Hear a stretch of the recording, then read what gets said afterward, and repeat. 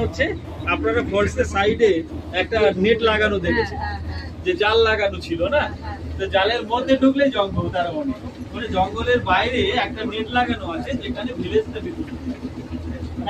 এটা অনেকের প্রশ্ন ছিল হয়তো কেন জাল লাগিয়েছে, এত বড় একটা জঙ্গলের বুকে জাল, তাহলে কত দূর জালটা দেওয়া আছে? জালটা কিন্তু অনেক দূর দেওয়া, এখান থেকে আমাদের টাইগার রিজার্ভ মানে যেটা আছে তার বিপরীতে যতদূর গ্রাম আছে সেখানে বাংলাদেশ বর্ডার, মানে বাংলাদেশের এরিয়া পর্যন্ত, এই দিকে গেলে ইস্ট, তো ইস্টের দিকে বাংলাদেশ। তো এই জালটা ততদূর পর্যন্ত দেওয়া। জালটা দেওয়ার মূল উদ্দেশ্য হচ্ছে টাইগার মানে বাঘ সহ যে প্রাণীগুলো আছে সুন্দরবনে, হরিণ, শুকর বা বাদুড়, এরা খুব ভালো সাঁতার, কিন্তু সাপ আটকানো যায় না। সাপও আছে ওখানে বন্যপ্রাণী হিসাবে, কোবরার কেউটে এবং শঙ্খচূড় আছে, তারাও সাতটি গ্রামের দিকেও ঢুকে যায়। তাহলে তাদেরকে আটকানোর, ওদের তো আটকানো যায় না, বিশেষ করে প্রাণীগুলোকে আটকানোর জন্য একটা মানসিক বাধা প্রদান করে। এটাতে এইরকম নদী যে কোনো প্রাণী সহজে পেরিয়ে গ্রামে যেতে পারে। কারণ সুন্দরবন হচ্ছে একটা জঙ্গল যেখানে হচ্ছে একটা জোয়ার ভাটার জঙ্গল, মানে এখন আমরা খাঁচায়, বাঘ মাঠে, দেখতে পাবো কিনা জানি না। জোয়ার চারিদিকে জলে ভর্তি।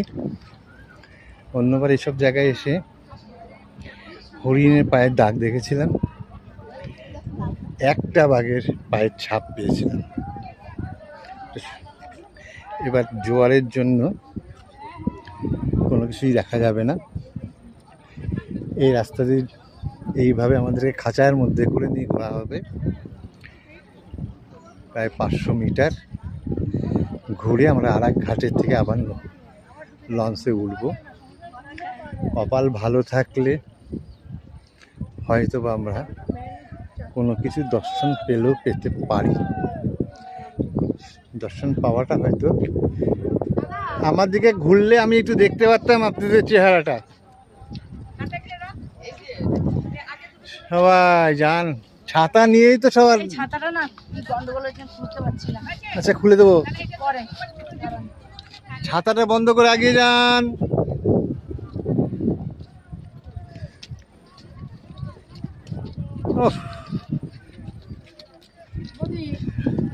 না তাকায়ও না কেউ ওইদিকে। আপনি ফটোগুলো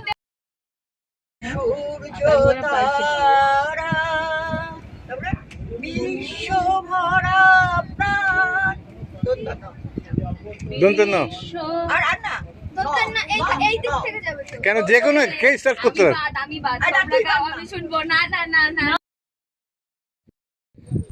জোয়ারের জল এই পর্যন্ত চলে আসছে, শুধু জোয়ার।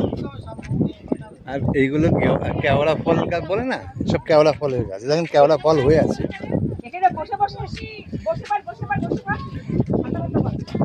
বসে পড়েন, বসে পড়েন, লম্বা হয়ে গোল হয়ে, লম্বা হয়ে গোল হয়ে বসে পড়েন। আগে একটু দেখে নি, দাঁড়ান একটু দেখে নি সবাইকে। ভুলে যাবে